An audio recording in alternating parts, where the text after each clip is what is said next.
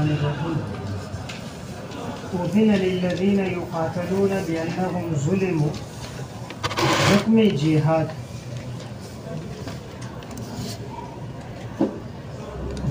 جہاد لکھیں هذه اول آیت نزلت فی الجہاد هذه اول آیت نزلت فی الجہاد اذن للذین یقاتلون اور اجازت دی گئی ان لوگوں کو کہ جو لڑائی کیے جاتے ہیں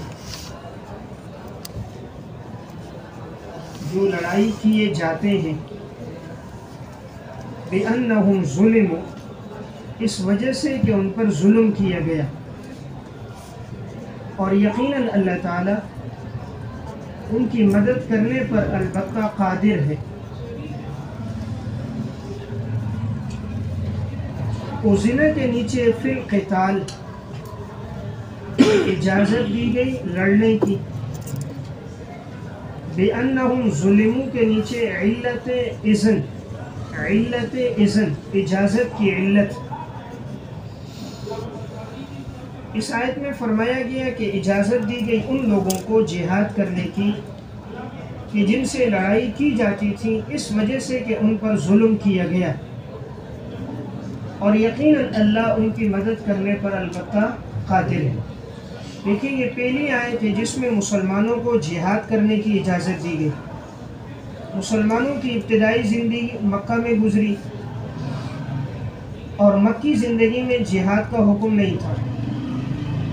جب مدینہ ہجرت کر کے آئے ہیں تو اس کے بعد سے جہاد کے احکامات نازل ہوئے، اور اس کی وجہ بھی بیان ہوئی کہ جہاد اس لیے ہے کہ ان لوگوں پر یقیناً ظلم ہوا۔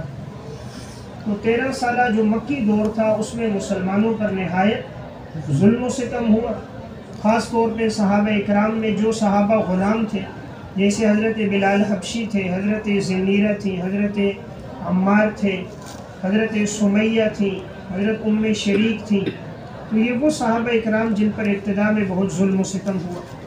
اسی طرح آپ صلی اللہ علیہ وسلم صحابہ اکرام شیب ابی طالب میں محصور رہے، تو ان پر ظلم زیادہ ہوا، تو اللہ تعالیٰ نے اب ان کو اجازت دی کہ تم ان کے ساتھ جہاد کرو، یعنی اب تم ان کے ساتھ لڑو۔ یہ تمہارے ساتھ لڑتے رہے، بلا وجہ تمہیں تکلیفیں دیتے رہے، اب تم اپنا دفاع بھی کرو، اور جو تمہارے ساتھ مقابلے میں آئے تو تم بھی ان سے مقابلہ کرو۔ اس سے معلوم ہوا جہاد کی وجہ کیا ہے، بیان ہو گئی، اس لیے کہ ان پر ظلم ہو۔ تو کفار اگر مسلمانوں پر ظلم و ستم نہ کرے تو پھر مسلمان بھی اپنے دفاع میں نہ اٹھے۔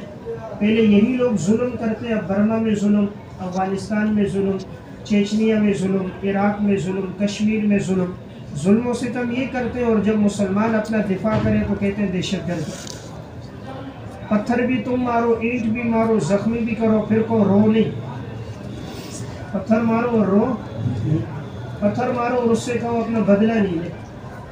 جو تو پتھر مارے گا پھر یہ بھی اپنے جسم سے بم باندھے گا، جب تو اسے گولی مارے گا پھر یہ بھی آگے بم باندھ کے صرف تجھے نہیں جتنے ہوں گے تیرے ساتھ ان کو بھی اڑائے گا۔ تو بات وجہ آ گئی بِأَنَّهُمْ ظُلِمُوا کہ ان پر ظلم کیا گیا، اس وجہ سے یہ لوگ اپنا دفاع کر رہے ہیں۔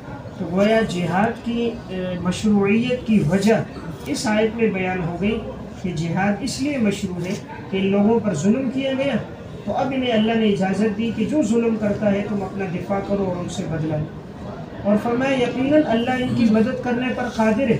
یعنی اللہ تعالیٰ چاہے تو بغیر اس کی بھی مدد کر سکتا ہے، لیکن اللہ تعالیٰ نے ظاہری اسباب میں جہاد کی اجازت دے دی، اور اجازت کے بعد اب اللہ کی مدد اترتی ہے۔ جیسے بدر کے موقع پر اللہ نے اجازت دی اور اللہ نے فرشتوں کو مدد کے لیے اتار دیا۔ غزوہ احزاب کے موقع پر اللہ نے تیز ہواؤں کو چلا دیا اور ان کی ہانڈیاں الٹ گئیں، ان کے جانور بدک گئے اور یہ لوگ بھاگ گئے، تو اللہ نے ان کی مدد کی۔ الذین اخرجوا من دیارہم، بیان مظلومیت، یہ وہ لوگ ہیں جو نکال دیے گئے اپنے گھروں سے ناحق طور پر۔ اللہ سے پہلے معذوف ہے، ما اخرجوا الا یقولوا، ما اخرجوا الا یقولوا، بس وہ نہیں نکالے گئے مگر اس وجہ سے کہ انہوں نے کہا اللہ ہمارا رب ہے۔ وَلَوْلَا دَفْعُ اللَّهِ النَّاسَ، حکمت جہاد، اور اگر اللہ تعالیٰ دور نہ کرے لوگوں کو بعضهم ببعض، ایک گروہ کے شر کو دوسرے گروہ سے، ایک گروہ کے شر کو اللہ تعالیٰ اگر دوسرے گروہ سے دور نہ کرتا، لَهُدِّمَتْ صَوَامِعُ، البتہ گرا دیے جاتے، البتہ گرا دیے جاتے، صوامع، راہبوں کے خلوت خانے، راہبوں کے خلوت خانے، عبادت خانے، وبیع، اور گرجے، بریکٹ میں عیسائیوں کے عبادت خانے، گرجے یعنی عیسائیوں کے عبادت خانے، وصلوات، یہودیوں کے عبادت خانے،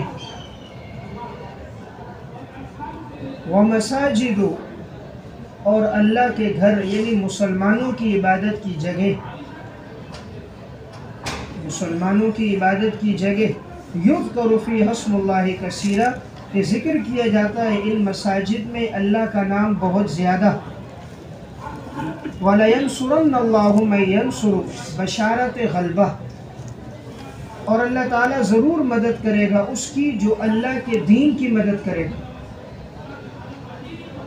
جو اللہ کی مدد کرے یعنی اللہ کے دین کی جو مدد کرے تو اللہ اس کی ضرور مدد کرے گا، یقیناً اللہ تعالیٰ طاقتور ہے اور اللہ غالب ہے۔ دیکھیں اس آیت میں حکمت جہاد کو بیان کیا گیا کہ جہاد کا حکم اس لیے ہے کہ اللہ رب العزت نے یہ اجازت ان لوگوں کو دی جن لوگوں پر ظلم کیا گیا اور ان لوگوں کو گھروں سے ناحق نکالا گیا، صرف اس وجہ سے کہ انہوں نے کہا اللہ ہمارا رب ہے، یعنی انہوں نے اللہ کو رب مانا، توحید کے قائل ہوئے، توحید کے قائل ہوئے، حضور کی رسالت کو مانا، قرآن کریم پر ایمان لایا، تو ان لوگوں نے ظلم و ستم کیا اور صحابہ اکرام کو مکہ سے ہجرت کرنے پر مجبور کر دیا، تو اب وہ لوگ مجبور ہو کر وہاں سے نکل کر آئے۔ تو حکمت جہاد یہ کہ اللہ تعالیٰ دور کرتا ہے بعض لوگوں کو بعض کے ذریعے، یعنی بعض لوگوں کے شر کو دوسرے بعض لوگوں کے ذریعے اللہ دور کرتا ہے۔ اگر یہ جہاد کی اجازت نہ ہو تو اب یہ کفار فساق یہ دوسروں پر غالب آ جائیں، تو جو بھی کافر ہے وہ دوسروں پہ حملہ کرے گا، ان کو مارے گا، وہ تو اب لڑ نہیں سکتے کہ شریعت کا حکم نہیں ہے، تو اس طرح یہ شر پسند لوگ دوسرے امن پسند والوں پہ غالب آ جائیں گے، باطل لوگ اہل حق پہ غالب آ جائیں گے۔ جب اہل حق اپنا دفاع ہی نہیں کریں گے تو باطل کہے گا بھائی اب تو ان کو مارو۔ تو اس لیے شریعت نے اجازت دی تاکہ ہر آدمی اپنا دفاع کر سکے، اپنے آپ سے دور کر سکے اس شر کو جو دوسرا اس کو شر پہنچا رہا ہے۔ تو اگر جہاد کی اجازت نہ ہوتی تو یہ شریر لوگ گرا دیتے، البتہ صوامع وہ عبادت گاہیں جو راہبوں کی ہے۔ راہب کہتے ہیں اس کو جو دنیا سے کنارہ کش ہو کر کسی ایک جگہ میں عبادت کرے، یعنی پہلے زمانے میں بنی اسرائیل میں ایسا ہوتا تھا، بعض لوگ ہوتے جو اپنے خاندان سے، قبیلے سے، گھر والوں سے کٹ جاتے، کسی صحرا میں، جنگل میں، کسی پہاڑ میں ایک غار اور ایک کمرہ بنا لیتے، وہی عبادت کرتے۔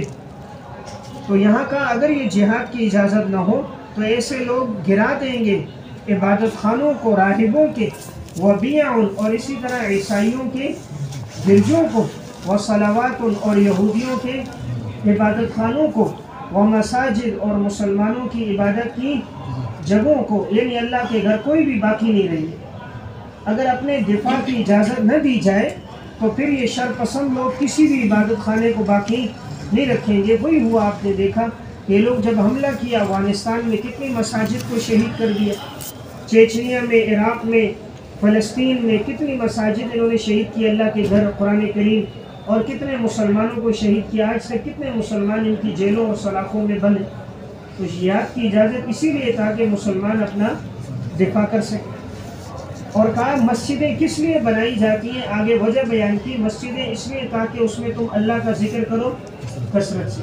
معلوم ہوا مسجد کا مقصد اللہ کی عبادت ہے، اور فرمایا تم اللہ ضرور بے ضرور مدد کرے گا اس کی جو اللہ کے دین کی مدد کرے گا۔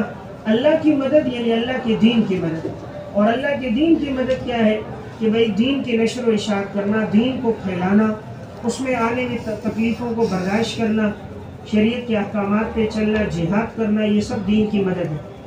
اور کہا اللہ کیسے مدد کرے گا؟ کہا اللہ تو طاقتور ہے اور اللہ غالب ہے، سب سے زیادہ طاقتور بھی ہے اس لیے مدد بھی کرے گا، اور اللہ کے مقابلے میں کسی کی مدد غالب نہیں آ سکتی، اس لیے کہ اللہ سب پر عزیز غالب ہے، اللہ سب پہ غالب ہے، اس لیے اللہ کی مدد سب پہ غالب ہوتی ہے۔ الذین ان مکناہم فی الارض، خلفاء کے فرائض و فضائل، خلفاء کے فرائض و فضائل، یہ وہ لوگ ہیں کہ ہم نے ان کو اقتدار دیا زمین میں اقتدار ٹھکانہ، کہ ان مکناہم، کہ اگر ہم ان کو ٹھکانہ دیں، اقتدار دیں زمین میں، تو وہ نماز قائم کرتے ہیں، زکوٰۃ ادا کرتے ہیں، نیکی کا حکم دیتے ہیں اور برائی سے منع کرتے ہیں۔ وَلِلَّهِ الْعَاقِبَةُ الْأُمُورِ، اور اللہ ہی کے لیے اختیار ہے تمام کاموں کے انجام کا، تمام کاموں کے انجام کا اختیار اللہ کے لیے۔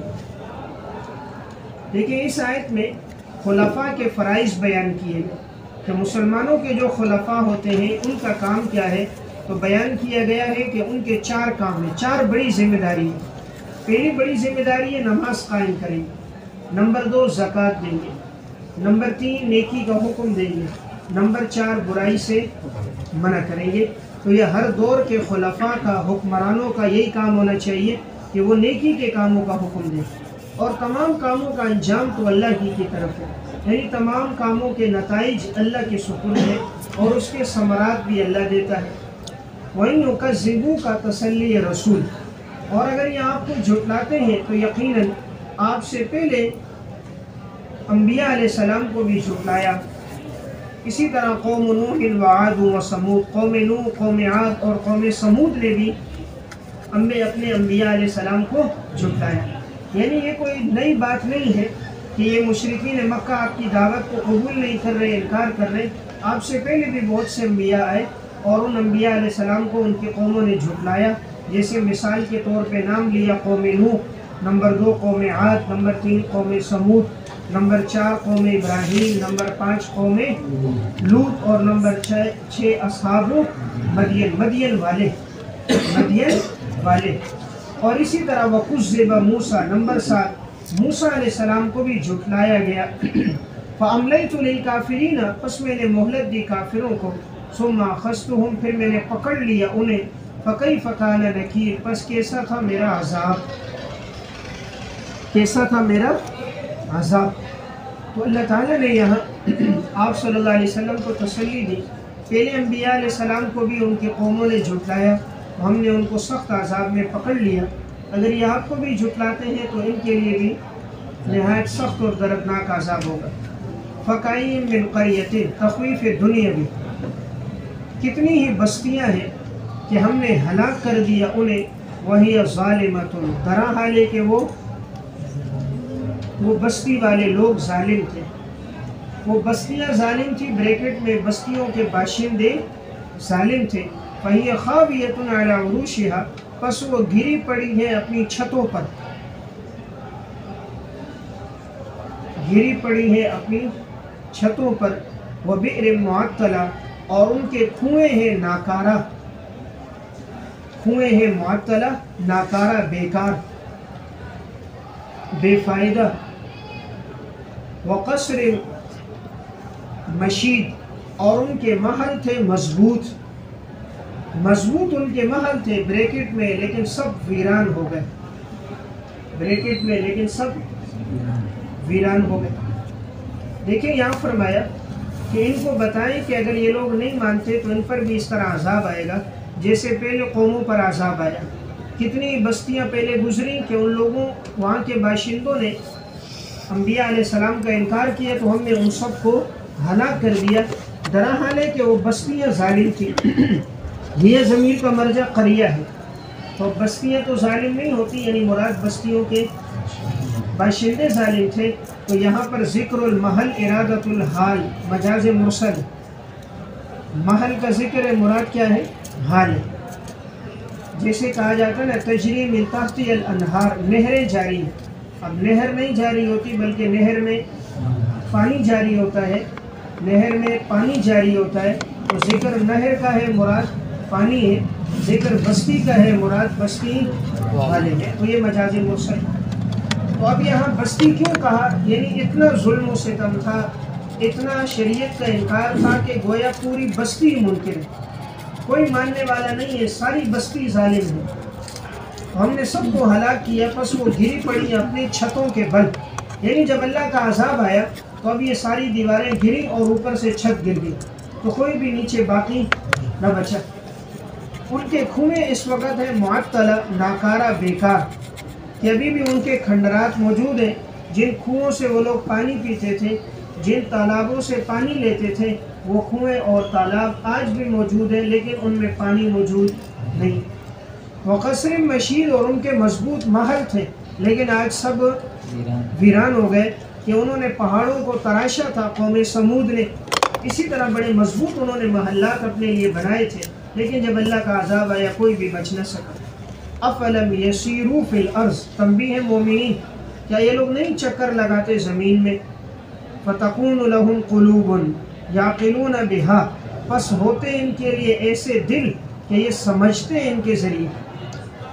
ایسے دل ہوتے جن کے ذریعے یہ لوگ سمجھتے، یا ایسے کان ہوتے یسمعون بہا، جن کے ذریعے سے وہ سنتے. فإنہا، ہاں ضمیر قصہ ہے، پس واقعہ یہ ہے کہ لا تعمل ابصار، ان کی آنکھیں اندھی نہیں ہیں، ولیکن تعمل قلوب التی فی الصدور، بلکہ ان کے دل اندھے ہو گئے جو ان کے سینوں میں ہیں. بلکہ ان کے وہ دل اندھے ہیں جو ان کے سینوں میں ہیں. دیکھیں اس آیت میں فرمایا کیا زمین میں چکر لگا کر عبرت حاصل نہیں کرتے؟ کیا ایسے دل نہیں ہے کہ وہ لوگ بات سمجھ سکے کہ ان لوگوں نے ایمان نہیں لایا، ان پر اللہ کا عذاب آیا؟ اپنے آپ کو ان پر قیاس کریں، اگر ہم نے ایمان نہیں لایا تو ہم پر بھی اسی طرح عذاب ہوگا. کیا ایسے کان نہیں ہے کہ ہدایت کی بات کو سن کر اس پر عمل کرے؟ کا اصل بات یہ ہے کہ یہ لوگ آنکھوں کے اندھے نہیں ہیں بلکہ دل کے اندھے ہیں، اور ان کے وہ دل جو ان کے سینوں میں موجود ہیں. دیکھیں آنکھوں کا اندھا اس کی رہنمائی ہو جاتی ہے، آنکھوں سے نظر نہیں آ رہا، آپ اس کا ہاتھ پکڑ کے اس کو منزل پہنچا سکتے ہیں. اسی طرح اس کو بتا دے سیدھا سیدھا چلو، پھر دائیں ہاتھ پہ مڑنا، سامنے منزل ہے، وہ پہنچ جائے گا. آنکھوں کا اندھا تو منزل پہنچ سکتا ہے، دل کا اندھا نہیں پہنچ سکتا. تو اس لیے کہا حقیقت میں ان کے دل اندھے ہو گئے. وَيَسْتَعْجِلُونَكَ بِالْعَذَابِ زَجْرًا، یہ لوگ جلدی طلب کرتے ہیں عذاب کو، اور ہرگز اللہ خلاف نہیں کرے گا اپنے وعدے کے.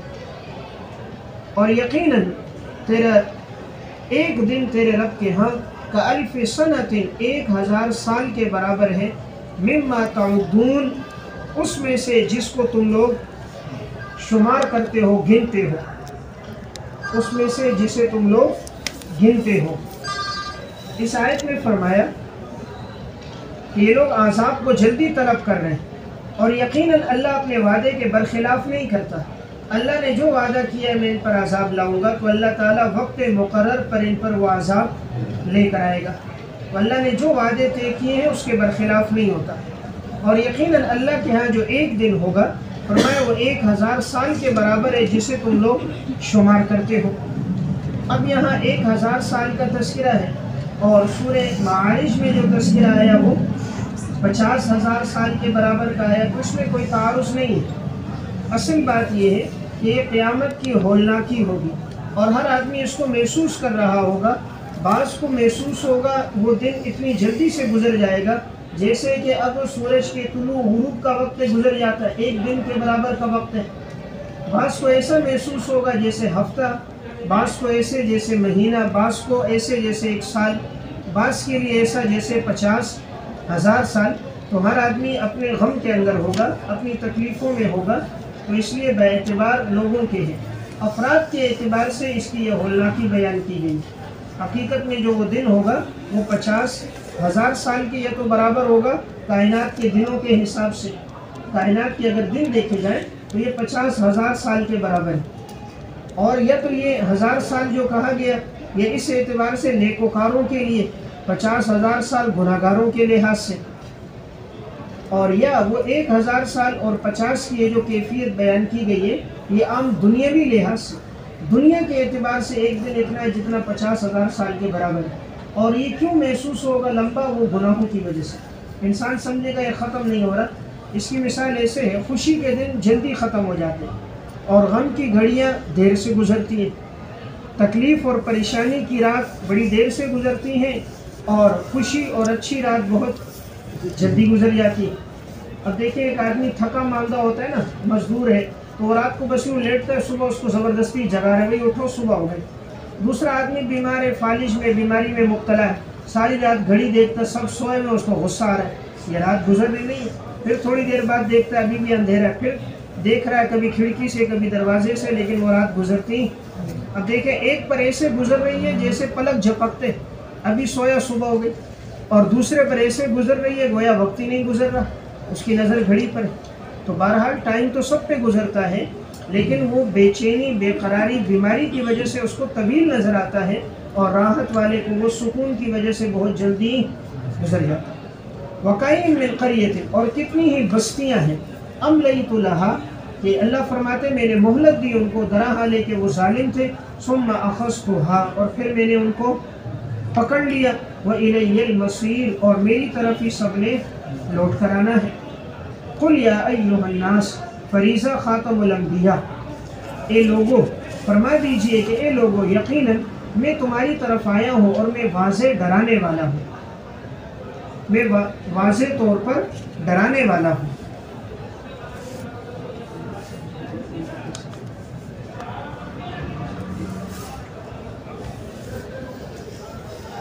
یا ایھا الناس، اے لوگو یقیناً میں تم سب کو واضح طور پر ڈرانے والا ہوں۔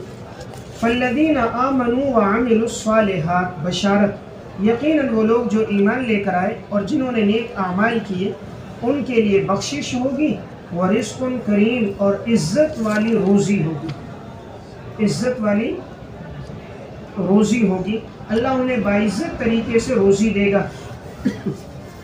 دیکھیں اس آیت میں فرمایا کہ آپ ان کو فرما دیجئے میرا کام تو تمہیں ڈرانا ہے، میں تو تمہیں واضح طور پر شریعت کے احکامات سنا رہا ہوں تاکہ تم لوگ اس سے عبرت حاصل کرو۔ اور اب جو لوگ ایمان لائیں گے، نیک اعمال کریں گے، ہم ان کے گناہ بھی معاف کر دیں گے اور ہم انہیں بہترین روزی دیں گے۔ دنیا میں بھی اللہ عزت کی روزی دیتا ہے، اور آخرت میں جو جنت کے انعامات ہوں گے وہ بہترین روزی اس کے علاوہ ہوگی۔ والذین سعوا فی آیاتنا، جو لوگ کوشش کرتے ہیں ہماری آیات اور احکامات میں، معاجزین، اپنے خیال میں ہمیں عاجز کرنے والے، ترجمہ اپنے خیال میں ہمیں عاجز کرنے والے، اولئک اصحاب النار، اولئک اصحاب الجحیم، یہی لوگ جہنمی لوگ ہیں، یہی لوگ جہنمی لوگ ہیں۔ دیکھیں اس آیت میں فرمایا جو لوگ کوشش کر رہے ہیں کہ وہ لوگ اپنے خیال میں ہمیں عاجز کرنا چاہیں، مشرکین اور اسی طرح یہود و نصارہ، اب وہ لوگ تو سمجھ رہے ہیں کہ ہم شریعت کے احکامات کو جھٹلا کر اللہ کو، اللہ کے رسول کو ہم عاجز کر دیں گے کہ وہ ہمارے مقابلے میں نہیں آ سکتے، ہمیں سزا نہیں دے سکتے، ہماری گرفت نہیں کر سکتے۔ وہ لوگ سمجھتے ہیں اپنے خیال میں کہ ہم نے انہیں عاجز کر دیا، حالانکہ یہی لوگ جہنمی ہیں، یہ اللہ کو عاجز نہیں کر سکتے۔ اس لیے ترجمہ میں نے عرض کیا اپنے خیال میں، اپنے خیال میں وہ سمجھ رہے ہم نے اللہ کو عاجز کیا، حقیقت میں تو اللہ کو عاجز نہیں کر سکتے۔ وما ارسلنا من قبلک من رسول، سبب انکار مشرکین، سبب انکار مشرکین، مشرکین کے انکار کا سبب۔ اس آیت کا ترجمہ مفہوم سمجھے، یہ قرآن کریم کی ایک مشکل آیات میں سے ہے۔ وما ارسلنا من قبلک من رسول، اور ہم نے نہیں بھیجا آپ سے پہلے کوئی رسول اور نہ کوئی نبی، الا اذا تمنا، مگر جب وہ تلاوت کرتا تھا، تمنا مگر جب وہ تلاوت کرتا تھا، القی الشیطان فی امنیتہ، تو شیطان ڈال دیتا تھا ان کی تلاوت میں، فی امنیتہ ان کی تلاوت میں، اور یا ان کی قرات میں، ان کی تلاوت میں اور ان کی قرات کے دوران بریکٹ میں، ان کے دلوں میں وساوس اور شبہات، بریکٹ میں ان کے دلوں میں وساوس اور شبہات ڈال دیتا تھا. فَيَنْسَخُ اللَّهُ مَا يُلْقِي الشَّيْطَانُ، پس اللہ مٹاتا ہے ما وہ وسوسے جو شیطان ڈالتا ہے. ثُمَّ يُحْكِمُ اللَّهُ آيَاتِهِ، پھر اللہ پختہ کرتا ہے، پھر اللہ پختہ کرتا ہے آیت کے مضامین کو، آیت کے مضامین کو اللہ پختہ کرتا ہے. یحکمو کے نیچے بریکٹ میں اللہ تعالیٰ جوابات دیتا ہے، اللہ تعالیٰ جوابات دیتا ہے. واللہ علیم حکیم، اور اللہ جاننے والا حکمتوں والا ہے. لیجعل، لکھے یہ متفرع ہے القى الشیطان پر، لیجعل یہ متفرع ہے القى الشیطان پر، کہ اوپر بات تھی کہ شیطان ڈالتا ہے. کیوں؟ لیجعل، تاکہ وہ بنا دے ما یلقی الشیطان فتنۃ، یہ جو شیطان ڈالتا ہے اس کو آزمائش، آزمائش بنا دے. للذین فی قلوب مرض، ان لوگوں کے لیے جن کے دلوں میں بیماری ہے. للذین کے نیچے منافقین، جن منافقین کے دلوں میں بیماری ہے. والقاسیۃ قلوبہم، اور جن کے دل سخت ہیں، لکھے کفار. وَإِنَّ الظَّالِمِينَ لَفِي شِقَاقٍ بَعِيدٍ، اور یقیناً ظالم لوگ البتہ دور کی مخالفت میں، دور کی مخالفت میں ہے. وَلِيَعْلَمَ الَّذِينَ، لکھے یہ متفرع ہے فَيَنْسَخُ اللہ پر، یہ متفرع ہے فَيَنْسَخُ اللہ پر، تاکہ وہ اللہ جان لے ان لوگوں کو جنہیں علم دیا ہے، تاکہ جان لے وہ لوگ جنہیں، تاکہ جان لے وہ لوگ جنہیں علم دیا ہے. انہو ضمیر قرآن کی طرف ہے، یقیناً یہ قرآن برحق ہے، یہ قرآن برحق ہے، اس کے رب کی طرف سے ہے. فَيُؤْمِنُوا بِهِ، پس وہ لوگ ایمان لائیں اس قرآن پر. فَتُخْبِتَ لَهُ قُلُوبُهُمْ، پس جھک جائیں، پس جھک جائیں اس کے لیے ان کے دل،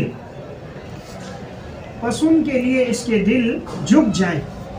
قلوب کے نیچے للعملی، للعملی کہ عمل کے واسطے دل جھک جائیں. وَإِنَّ اللَّهَ لَهَادِ الَّذِينَ آمَنُوا، اور یقیناً البتہ اللہ تعالیٰ ہدایت دینے والا ہے ان لوگوں کو جو ایمان لے کر آئے سیدھے راستے کی طرف.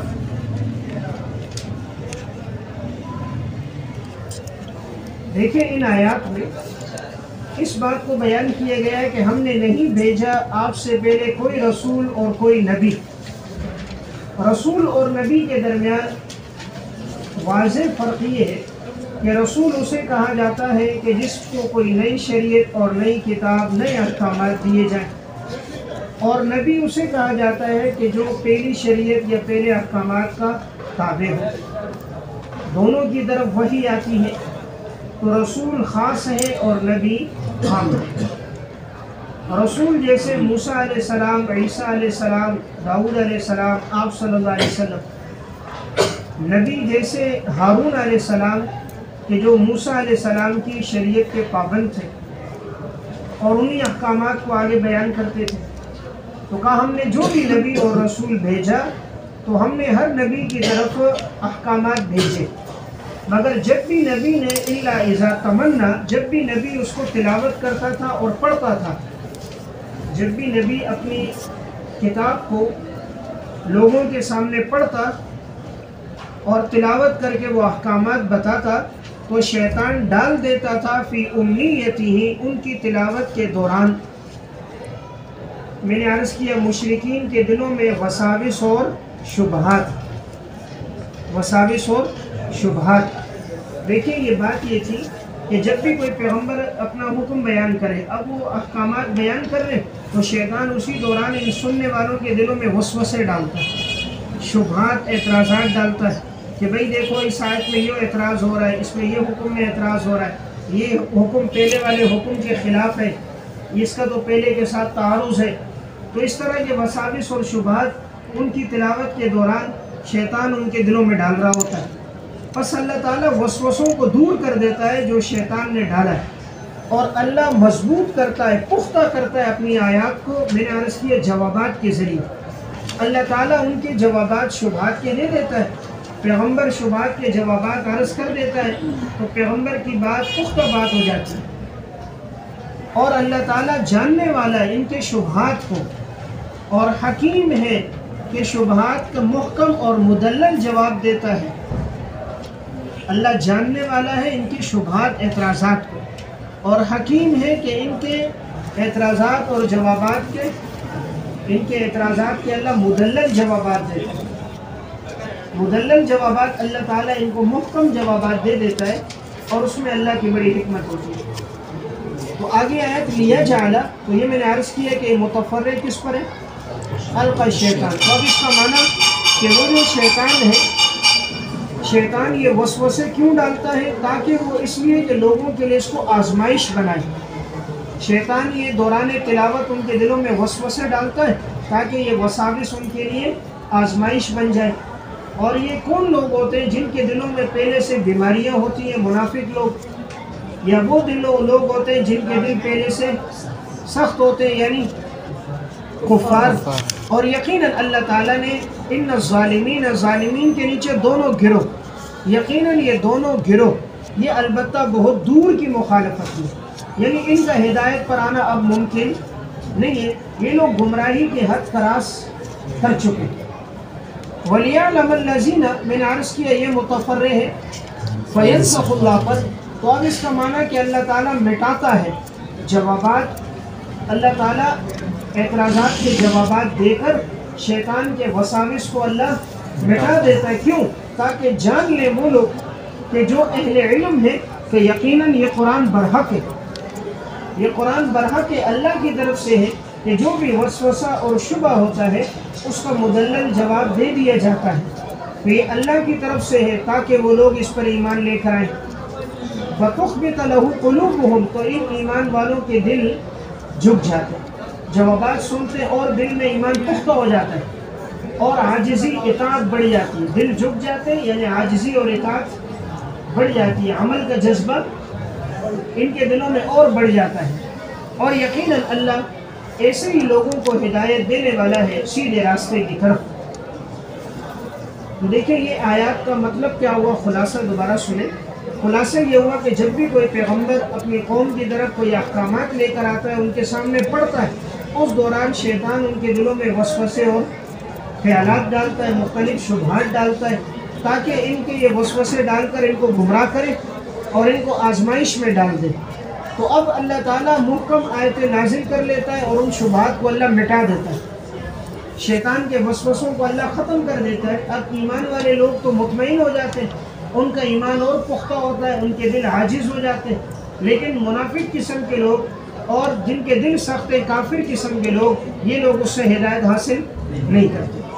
تو عموماً ایسا ہی ہوتا ہے جب بھی کوئی پیغمبر بات کرے، اسی طرح آج کے دور میں تقریب الفہم کے لیے کوئی عالم بات کرے، اب جو باطل فرقے والا ہوتا ہے، باطل نظریات والا، وہ بات کی طرف توجہ نہیں دیتا، وہ اعتراضات کی طرف توجہ۔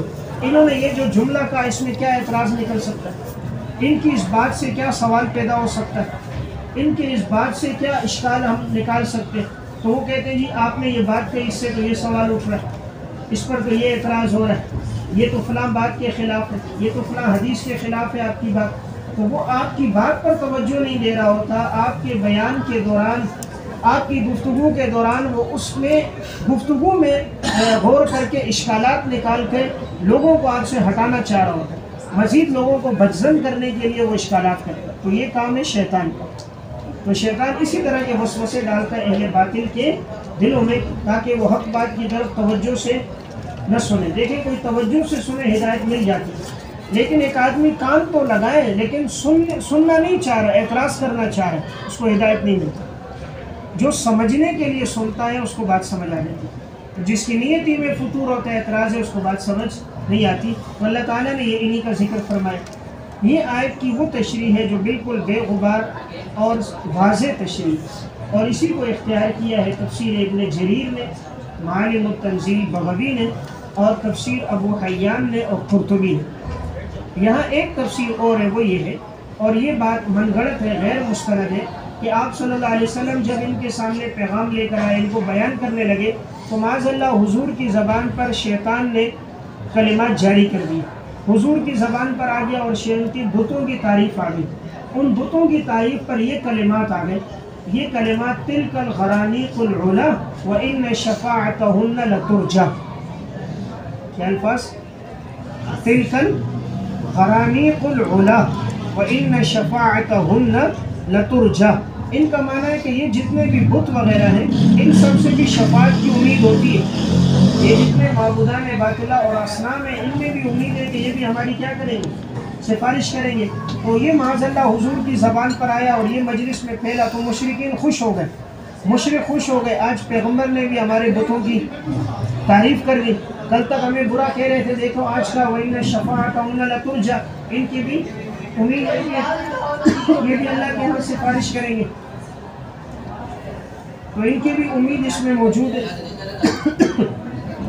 تو اب یہ جو کلمات حضور کی طرف منسوب ہے کہ آپ نے یہ کلمات کہے، تو یہ واقعہ من گھڑت ہے، یہ باطل بات ہے۔ پیغمبر کی زبان پر کبھی بھی بتوں کی تعریف نہیں آ سکتی۔ جب یہ تعریف حضور نے کی تو یہ لوگ خوش ہو گئے، اور انہوں نے مٹی لی اپنی پیشانی پہ لگائی کہ آج محمد نے ہمارے بتوں کی تعریف کر دی۔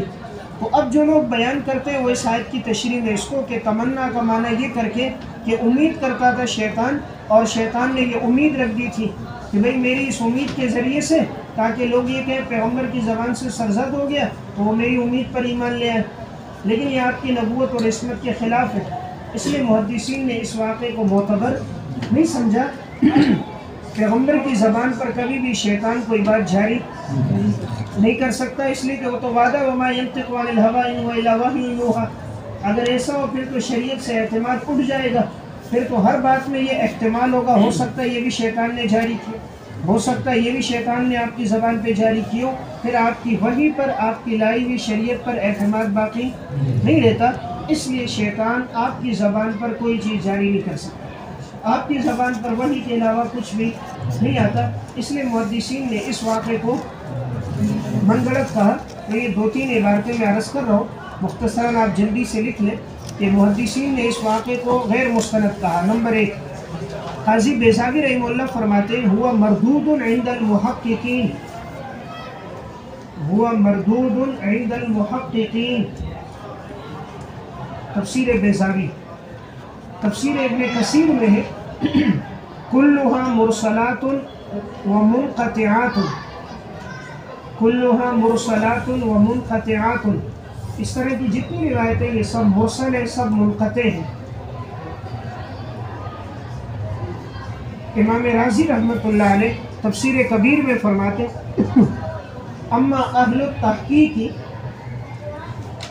اما اہل التحقیق فقد قالوا هذه الروایت، فقد قالوا هذه الروایت باطلة